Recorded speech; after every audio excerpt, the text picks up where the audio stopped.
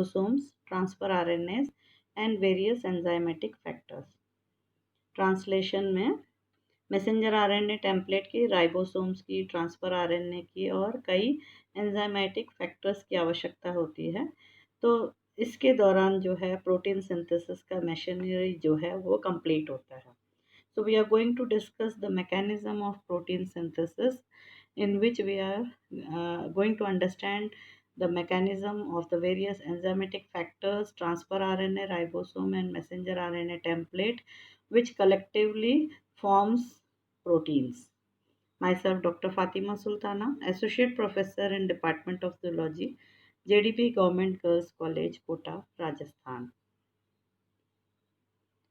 Now, first of all, in translation, there is requirement of a messenger RNA template. Messenger RNA template की आवश्यकता होती है जो transcription के दौरान डीएनए से बन करके तैयार होता है। Now this messenger RNA has to be encoded, और इसको एनकोड करने का काम कौन करेगा या रीड करने का काम कौन करेगा? Ribosomes.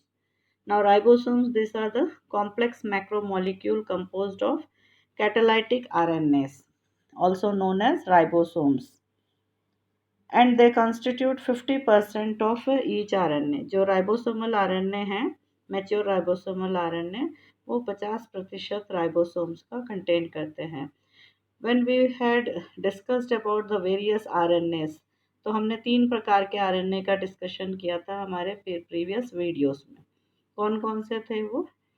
Messenger RNA, ribosomal RNA and transfer RNA. तो राइबोसोमल आरएनए जो है वो राइबोसोम्स के साथ एसोसिएटेड होते हैं और they make up the approximately 50% of each ribosomes. Prokaryotes में ये राइबोसोम्स जो है वो 70S कहलाते हैं और यूकैरियोट्स में 80S, और माइटोकॉन्ड्रिया और क्लोरोप्लास्ट में भी पाए जाते हैं ये, जिसमें ये 70S राइबोसोम्स होते हैं. और ये लार्जर एंड स्मॉल यूनिट होते हैं, स्मॉल सब यूनिट एंड लार्जर सब यूनिट. ये दोनों जो है डिसोशिएटेड रहते हैं साइटोप्लाज्म के अंदर.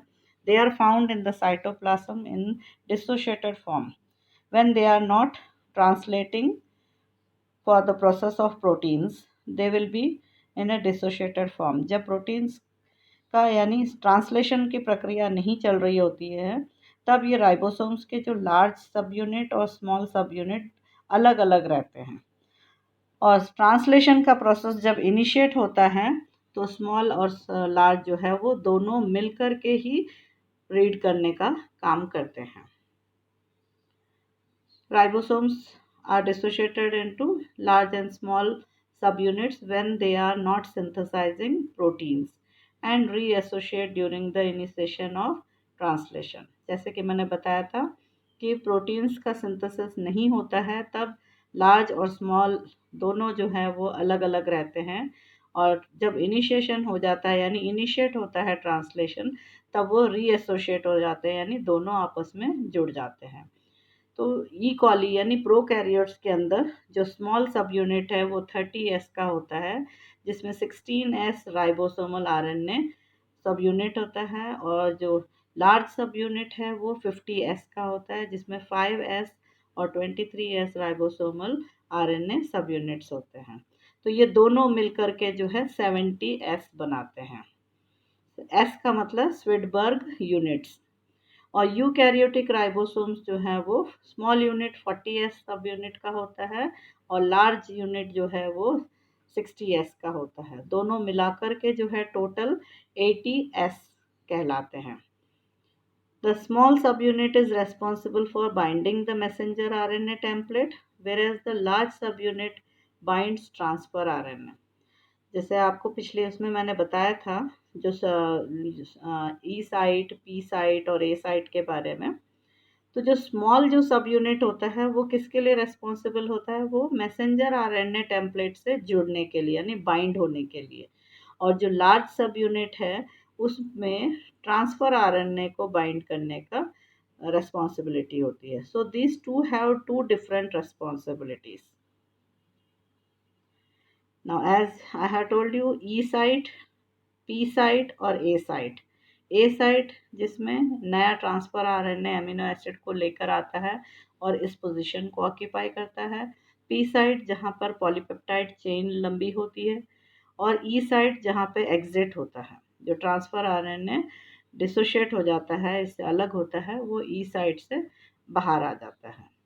सो there are three sites, E site, P site and A site. तो स्मॉल जो राइबोसोमल सब यूनिट है वो, उसका क्या रिस्पॉन्सिबिलिटी है, to bind the messenger RNA. और जो लार्जर सब यूनिट है उसका क्या रोल है, it is to bind the transfer RNA. Transfer RNA को बाइंड करने के लिए होता है इसके अंदर। और जो स्मॉल राइबोसोमल सब यूनिट है वो है मैसेंजर आरएनए के साथ बाइंड होना। और हमेशा जो है ट्रांसलेशन हो, ट्रांसक्रिप्शन है, ये सारे 5 to 3 डायरेक्शन में ही वर्क करते हैं। The three sites you can see clearly, E, P and A sites, the small subunit and the larger subunit. Small subunit is for messenger RNA binding site, and larger one is for the transfer RNA binding site. Now, each messenger RNA molecule is simultaneously translated by many ribosomes, all synthesizing protein in the same direction.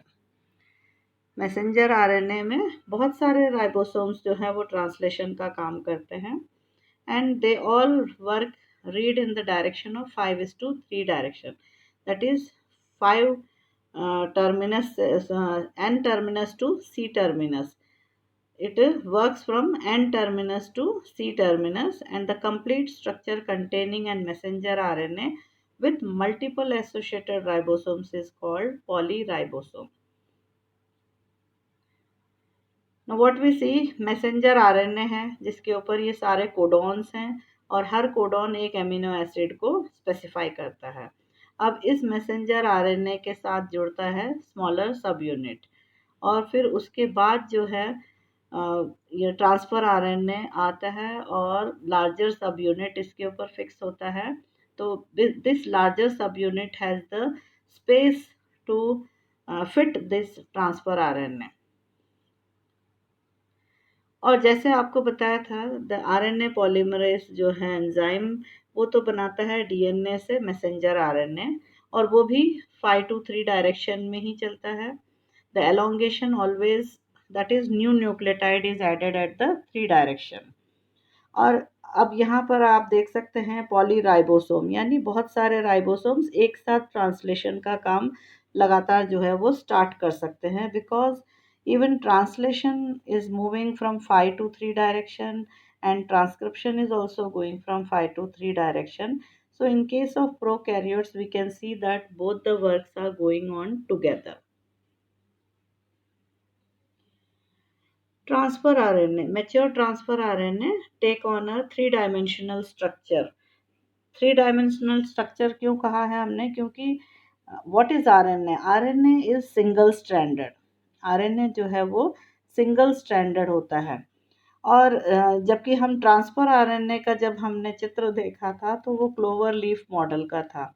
तो what is that, actually the जो single stranded RNA है वो fold हो करके transfer RNA का form ले लेता है, जो कि क्लोवर लीफ मॉडल होता है। तो what we see that now, क्योंकि उसने फोल्ड करके अपने आप को 3 डायमेंशनल स्ट्रक्चर ले लिया है, so the complementary bases exposed in the single stranded RNA molecule hydrogen bond with each other. जो हाइड्रोजन बॉन्ड्स हैं वो कॉम्प्लीमेंट्री बेसिस जो है आपस में बॉन्डिंग कर लेते हैं, जिससे 3 डायमेंशनल स्ट्रक्चर बनता है। Now this shape positions the amino acid binding site called CCA amino acid binding and. जैसे कि आपको इसमें देख सकते हैं आप, यहाँ पे जो 3 एंड है, क्योंकि ये देखिए अगर इसको हम ओपन कर देते हैं तो that will be a single stranded RNA, क्योंकि आरएनए जो है वो सिंगल स्ट्रैंड होता है, बट कॉम्प्लीमेंट्री बेसेस के बीच में जो है आपस में फोल्ड होने के वजह से ये हाइड्रोजन बॉन्डिंग कर लेते हैं। Sorry, clover leaf model structure आता है। अब इस कॉम्पोजिशन के वजह से इनका जो स्ट्रक्चर जो चेंज हुआ है, उसमें एक पोजीशन तो आया है 3 एंड पे, जहाँ पे CCA है, और नीचे जो है वो एंटी कोडॉन है। वापस हम यहाँ आते हैं। CCA, what is this, which is a cytosine cytosine adenine sequence. CCA का मतलब C stands for cytosine, cytosine and adenine. These are the three nitrogen bases and these are present at the three end of the transfer RNA. और दूसरे and पे जो है वो anticodon है, और ये जो एंटीकोडॉन है, the anticodon is a 3 nucleotide sequence that bonds with an messenger RNA codon through complementary base pairing. तो अब नीचे आप देखिए जो रेड कलर में आपको दिख रहा है, that is the messenger RNA codon.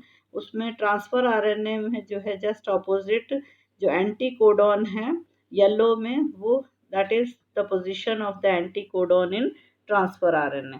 तो these two sites are important, that CCA at the three end and anticodon which will be bonding with the messenger RNA. ये दोनों आपको समझना ज़रूरी है because actually what we see that the transfer molecule is the one which is doing the process of translation. Why? Because the transfer RNA, it is binding to the specific codon on the messenger RNA template and adds the corresponding amino acids to the polypeptide chain. जैसे पहले सबसे पहले जैसे transfer RNA आया messenger RNA के साथ, उसका anti codon जो है वो कोड के साथ बाइंड हो गया, और फिर उसके बाद जो है corresponding transfer RNA amino acid को लेकर आते रहेंगे और पॉलीपेप्टाइड चेन जो है वो लंबी होती जाएगी। Therefore transfer RNA are the molecules that actually translate the language of RNA into the language of protein. इसीलिए जो है एक्चुअल में देखा जाए तो ट्रांसफर आरएनए ही है जो ट्रांसलेट करने का काम कर रहा है, because ribosome is giving the site for the binding of the transfer RNA and messenger RNA. So what we see that the transfer RNA molecule interacts with three factors. एक तो amino acyl transfer RNA synthetase enzyme, दूसरा ribosome और तीसरा messenger RNA. तो इसका जो clover leaf model है वो इस तरह से है कि तीनों को ही पोजीशंस मिल जाती हैं, राइबोसोम के साथ जुड़ने के लिए भी और amino acyl transfer RNA synthetase से भी और मैसेंजर आरएनए से।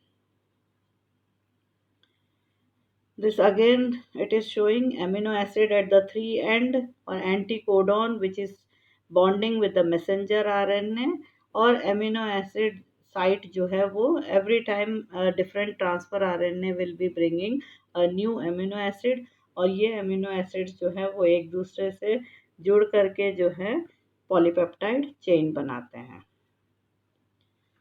So now an amino acid is added to the end of a transfer RNA molecule through the process of transfer RNA charging. इसका मतलब क्या हुआ कि जो ट्रांसफर आरएनए है वो इनएक्टिव रहता है, उसको चार्ज करना होता है, और चार्ज्ड ट्रांसफर आरएनए जो है that will take the position at the A site. तो ये जो चार्ज जो होता है वो किस तरह से, with the help of the enzyme amino acyl transfer RNA synthetase. So at least one type of amino acyl transfer RNA synthetase exists for each of the 20 amino acids. क्योंकि 20 अमीनो एसिड्स हैं तो हर amino acid को लाने के लिए एक transfer RNA की आवश्यकता होती है, और वो ट्रांसफ़र आरएनए को चार्ज करना ज़रूरी होता है। तो चार्ज करने के लिए जो एंजाइम है वो कौन सा हुआ, amino acyl transfer RNA synthetase. तो 20 अमीनो एसिड्स हैं तो इसका मतलब हमें 20 ही अमीनो एसाइल ट्रांसफ़र आरएनए की आवश्यकता होती है। Now during this process the amino acid is first activated by the addition of adenosine monophosphate, it should be actually triphosphate, and then transferred to the transfer RNA. जब भी energy की आवश्यकता होती है तो वो एनर्जी ATP मॉलिक्यूल से मिलता है। So now the process mechanism of protein synthesis is initiated in to form a initiating complex. ई कॉली के अंदर ये जो कॉम्प्लेक्स है वो है 30S राइबोसोम और messenger RNA template and 3 initiation factors that help the ribosome to assemble correctly, and guanosine triphosphate GTP, yani it requires energy for this process that acts as an energy source and a special initiator transfer RNA carrying N-formyl methionine.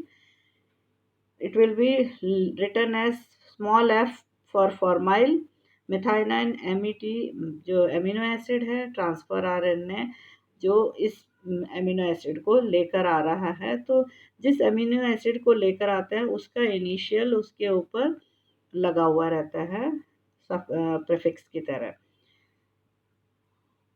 तो अब हम क्या देखते हैं कि जो initiating protein synthesis को start करने के लिए एक इनिशिएशन कॉम्प्लेक्स बनाना ज़रूरी है, और वो जो इनिशिएशन कॉम्प्लेक्स है वो किस चीज़ का होता है? 30S ribosome, messenger RNA template और 3 इनिशिएटिंग फैक्टर्स होते हैं। और इसके साथ एक जीटीपी मॉलिक्यूल की भी आवश्यकता होती है क्योंकि एनर्जी की ज़रूरत होती है। दूसरा ट्रांसफर आरएनए जो एन फॉर्माइल मिथाइनाइन को कैरी करके लाता है। So the initiator transfer RNA interacts with the start codon AUG of the messenger RNA and carries the formilated methionine। तो स्टार्ट कोडॉन जो है वो हमेशा AUG होता है। तो इनिशिएटर ट्रांसफर आरएनए किससे इंटरेक्ट करेगा? AUG के साथ।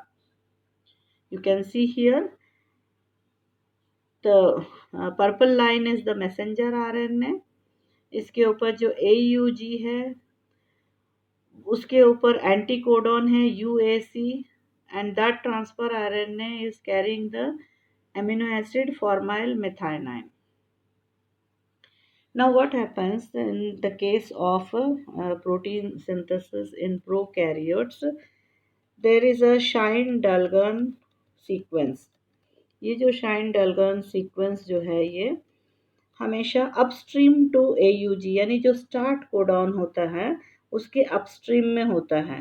And if you read in the direction of 3:5 direction will say AGG, and अगर इसको हम 5:3 डायरेक्शन में रीड करेंगे तो GGA। तो it is on the upward direction. अब हमारा messenger RNA 5 direction to 3 direction है, तो it will be GGA and GGA। तो दिस अपस्ट्रीम जो AUG जो स्टार्ट कोडॉन है उसके अपस्ट्रीम में ये जो नाइट्रोजन बेसिस के सीक्वेंस हैं इसको शाइन डेलगार्नो सीक्वेंस कहते हैं। तो what is that the initiating factors जो हैं वो इसको रिकॉग्नाइज करते हैं। जो राइबोसोम का जो स्मॉल यूनिट है वो इस सीक्वेंस को रिकॉग्नाइज करता है, और इस सीक्वेंस को रिकॉग्नाइज करके वो वहाँ आकर के फिट हो जाता है। एंड फिट होने के बाद जो है वो ट्रांसफर आरएनए जो है इसके ऑपोजिट में AUG के ऑपोजिट आकर के फिक्स होता है, तब जा कर के वो लार्ज राइबोसोमल सब यूनिट आकर के फिक्स होता है। So what I am going to say is that the initiating transfer RNA interacts with the start codon AUG of the messenger RNA and carries formilated methionine। Initiator transfer RNA जो है वो किससे interact करेगा? जो start codon है AUG, messenger RNA के ऊपर जो AUG स्टार्ट कोडॉन है उससे इंटरेक्ट करेगा, और ट्रांसफर आरएनए जो है वो फॉर्माइलेटेड मिथाइनाइन को कैरी करके लाएगा। Now because of its movement involvement in the initiation, ये जो F मिथाइनाइन जो है it is inserted at the beginning of every polypeptide chain. जो ई कॉली है प्रोकैरियोट्स में उसमें जो भी पॉलीपेप्टाइड चेन बनता है उसमें सबसे पहला जो होता है वो F मिथाइनाइन यानी फॉर्माइल मिथाइनाइन ही होता है उसके अंदर। और जो ई कॉली के अंदर जो मैसेंजर आरएनए में जो लीडर सीक्वेंस है जो अपस्ट्रीम में रहता है, and that to first of AUG codon यानी उसके अपस्ट्रीम की तरफ, that is known as Shine Dalgarno sequence. Now eukaryotes में थोड़ी सी डिफरेंस होता है, because the initiator transfer RNA is a different specialized transfer RNA carrying methionine called methionine transfer RNA। Prokaryotes में कौन सा होता है इनिशिएटिंग ट्रांसफर आरएनए, वो होता है एफ मिथाइनाइन यानी फॉर्माइल मिथाइनाइन, जबकि उसके अंदर जो है यूकैरियोट्स में वो फॉर्माइलेटेड नहीं होता है, वो मिथाइनाइन ट्रांसफर आरएनए होता है। दूसरा ये है, this is the Shine-Dalgon sequence which I was telling about you.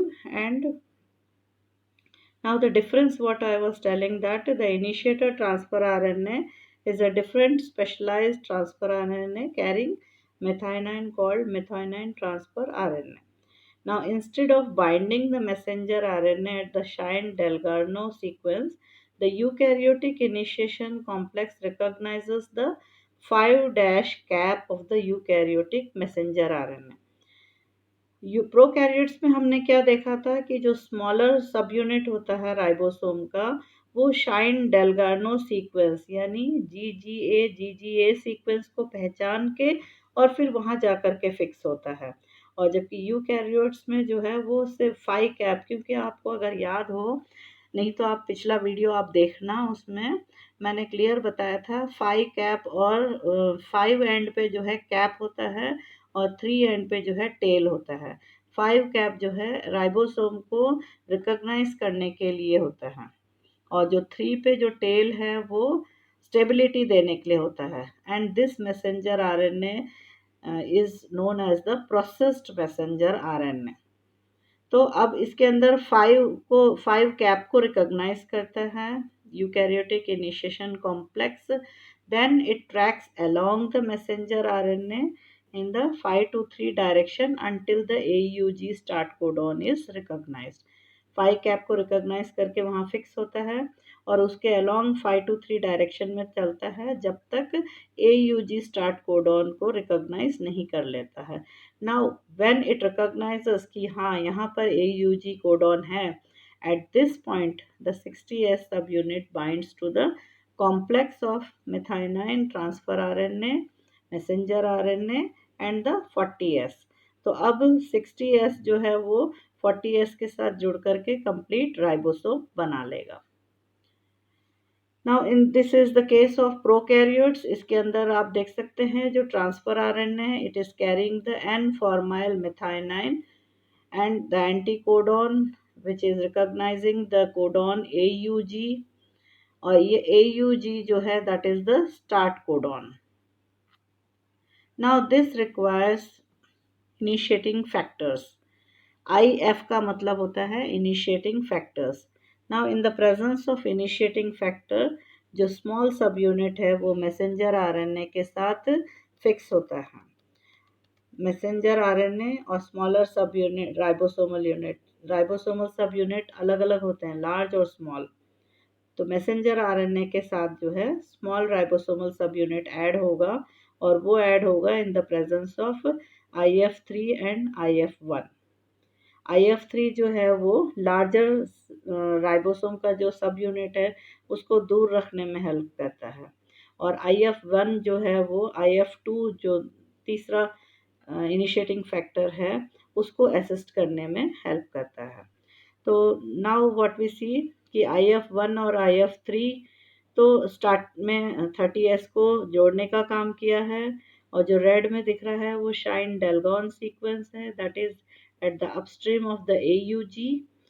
Then in the presence of IF2 यानी initiating factor 2 and a GTP molecule, because energy is required, this 50S molecule subunit of the ribosome will come and fix on the 30S. So this is the messenger RNA to which this ribosome small subunit will be adding, and then comes the transfer RNA which will be carrying the formyl methionine. Then the larger subunit will come and fix.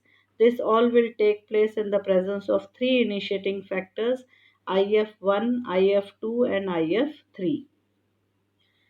Now this sequence you can see the 30S जो है वो initiation factors के presence में और GTP molecule के presence में messenger RNA के साथ अटैच होगा, और इस मैसेंजर आरएनए के साथ अटैच होने के बाद फिर दूसरे इनिशिएटिंग फैक्टर्स हैं जो कि IF2 है, और GTP मॉलिक्यूल के प्रेजेंस में जो लार्जर सब यूनिट है वो आकर के उस पर फिक्स हो जाएगा। Now this has formed the complete initiating factor.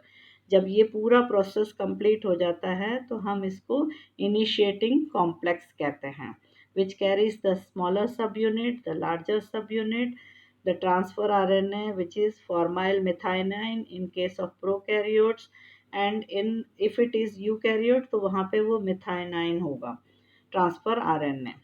So this form and messenger RNA, this completely forms the initiating complex. Now once initiation has been done, initiate हो गया है, that is कि उस पे आकर मैसेंजर आरएनए के साथ fix हो गया है. Now starts the process of elongation. In prokaryotes and eukaryotes, the basics of elongation of translation are the same. The E. coli यानी prokaryotes में the binding of the 50S ribosomal subunit to produce the intact ribosome forms three functionally important ribosomal sites. अब जो fix हुआ है ना larger सब unit और smaller सब यूनिट और मैसेंजर आरएनए, तो ये जो राइबोसोम है उसमें तीन फंक्शनल राइबोसोमल साइट्स होते हैं जिसको हमने ए साइट, पी साइट और ई साइट कहा है. The A site is the amino acyl site which binds to the incoming charged amino acyl transfer RNA. जो चार्ज होके ट्रांसफर RNA आ रहे हैं एमिनो एसिड को कैरी करके, उसको पोजीशन देने के लिए होता है ए साइट. और जो पी साइट है that is it binds charge transfer RNA which is carrying the amino acid that have formed peptide bonds with the growing polypeptide chain. जो पॉलीपेप्टाइड चेन ग्रो हो रही है एक के बाद एक जो ऐड होते जा रहे हैं, उस वाले ट्रांसफर आरएनए का पोजीशन है पी साइट. और ई साइट कौन सा है? E site is the exit site that releases the dissociated transfer RNA so that they can be recharged with free amino acids. अब ये जो रिलीज हो गए हैं ट्रांसफर आरएनए जिनका काम कंप्लीट हो गया, एमिनो एसिड लेकर आए और उन्होंने पॉलीपेप्टाइड चेन बनाने के लिए उनको दे दिया है, अब वो ट्रांसफर आरएनए जो है ई साइड से एग्जिट हो जाएंगे ताकि वो दोबारा रिचार्ज हो और दोबारा से फ्री एमिनो एसिड्स को कैरी करके ला सकें. So now one notable exception is that during initiation complex formation, the bacterial, that is the formyl methionine transfer RNA, or the eukaryotic, अगर eukaryotic है तो methionine, it enters the P site directly. E site और ए site दोनों छोड़े हुए हैं. देखिए आप, सब नोटेबल जो एक्सेप्शन जो चीज़ है दैट इज़ कि जो पी साइट है सबसे पहले उस पर आकर के वो फर्स्ट ट्रांसफ़र आरएनए फिक्स हुआ है. अगर बैक्टीरिया है तो फॉर्माइल मिथाइनाइन ट्रांसफ़र आरएनए, और अगर यूकैरियोट है तो methionine transfer RNA. So now directly it is entering the P site. So what it is doing, it is providing a free A site ready to accept the transfer RNA corresponding to the first codon after AUG. AUG के बाद जो सबसे पहला codon है उसको read करने के लिए जो ट्रांसफ़र आरएनए एमिनो एसिड को लेकर आएगा उसको पोजीशन देने के लिए उन्होंने पहले से ही फ्री रखा हुआ है ए साइट को. Now as I told you, A site जो है वो new transfer RNA amino acid को लेकर आएगा, और पी साइट पे जो पॉलीपेप्टाइड चेन लंबी हो रही है वो वाला ट्रांसफ़र आरएनए है, और ई साइट से डिसोशिएट होने के लिए. So what we see now, a new transfer RNA is coming जो एमिनो एसाइल ट्रांसफ़र आरएनए बताया है, यानी it is charged transfer RNA, charge होके आया है. It is carrying the amino acid arginine. अब ये पोजीशन लेगा ए साइट का. It will take the position of A site. Elongation में आपको जो बताया था इसमें भी एलोंगेशन फैक्टर्स होते हैं which will help in as the transfer RNAs to fix at the A site. जो second amino acyl transfer RNA है वो ए साइट पर आकर के फिक्स होने के लिए एलोंगेशन फैक्टर्स भी प्रेजेंट होते हैं, जिसको टी यू भी कहते हैं या ई एफ टी यू, यानी elongation factor. Now, the A site messenger RNA codon and the amino acid transfer RNA anticodon form bases. जब बेस बन जाते हैं मैसेंजर आरएनए ए साइट पे मैसेंजर आरएनए का कोडॉन और एमिनो एसाइल ट्रांसफर आरएनए का anti codon जब base pair कर लेते हैं तब ईएफटीयू जो है वो रिलीज हो जाता है। जैसे इसमें बताया था, transfer amino acyl transfer RNA amino acid को लेकर के आ रहा है, तो ये जो कोड है उस कोड का जो एंटी कोडॉन है उनके बीच में बेस पेयरिंग हो जाता है, तब वो एलोंगेशन फैक्टर हेल्प कर रहा था। जब बॉन्डिंग हो जाता है तो वो एलोंगेशन फैक्टर जो है वो रिलीज कर दिया जाता है।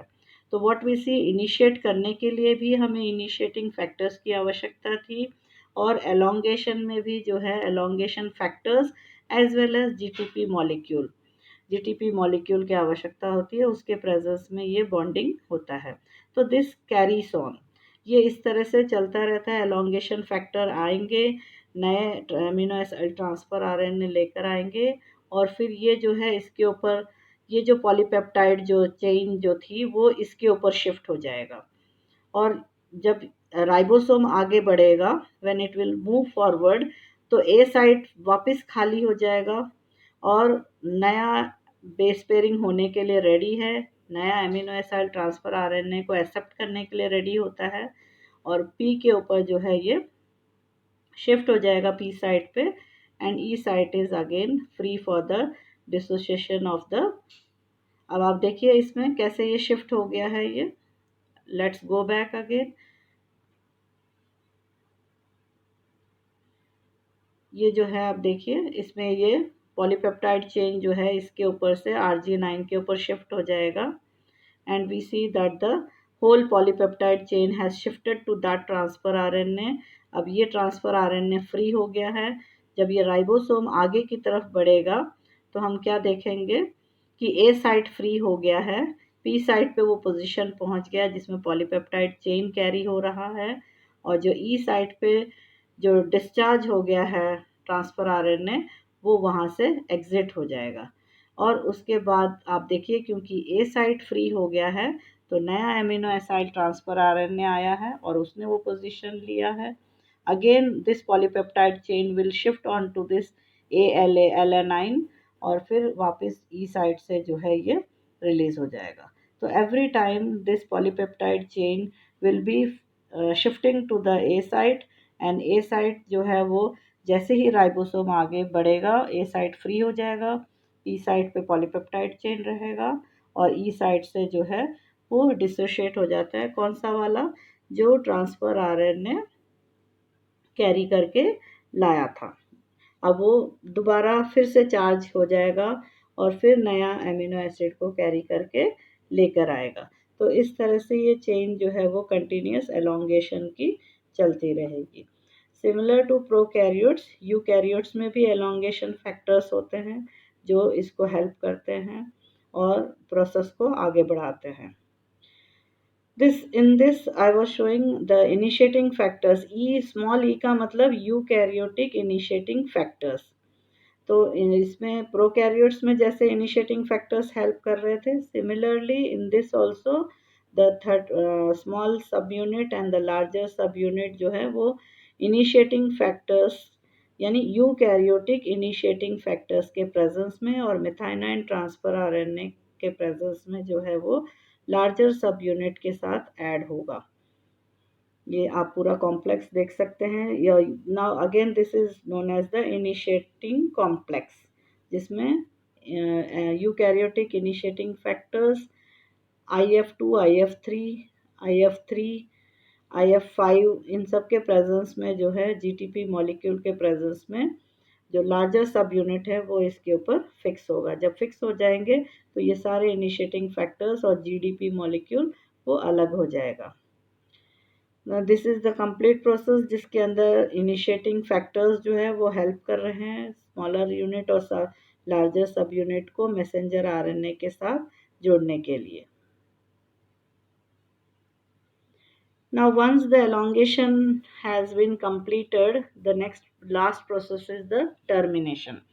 और टर्मिनेशन के लिए जो है नॉनसेंस कोडॉन, जिसको हम स्टॉप कोडॉन कहते हैं, वो है UAA, UAG एंड UGA। जब ट्रांसफ़र राइबोसोम जो है मैसेंजर आरएनए के, इन तीनों में से कोई एक भी स्टॉप कोडॉन आ जाता है तो वहाँ पर जो है वो स्टॉप हो जाएगा। अब क्यों होता है ये? Because there is no transfer RNA, that is कोई एमिनो एसाइल ट्रांसफ़र आरएनए नहीं है जो इस कोडॉन को रिकॉग्नाइज कर सकता है। So on aligning with the A site, these nonsense codons are recognized by the release factors। अब पहले इनिशिएटिंग फैक्टर था, फिर एलोंगेशन फैक्टर थे, अब टर्मिनेशन पे फैक्टर कौन सा हुआ है? Release factor. तो जैसे ही ए साइट पे ये UAA या UAG या UGA मैसेंजर आरएनए पर होगा कोड, तो रिलीज फैक्टर जो है उसको पहचान लेगा। It will be recognized by the release factor in prokaryotes and eukaryotes, that results in the P site amino acid detaching। अब यहाँ पे क्या है, वो डिटैच हो जाएगा and the newly made polypeptide is released। the small and large subunits जो है वो dissociate हो जाएंगे, messenger RNA अलग हो जाएगा and the complete transfer process of translation will be completed। Here you can see release factor जो है वो उसको आकर के ब्लॉक कर देता है और फिर वो रिलीज हो जाता है पॉलीपेप्टाइड चेन, मैसेंजर आरएनए, और ये राइबोसोम्स भी जो है वो डिसोशिएट हो जाएंगे।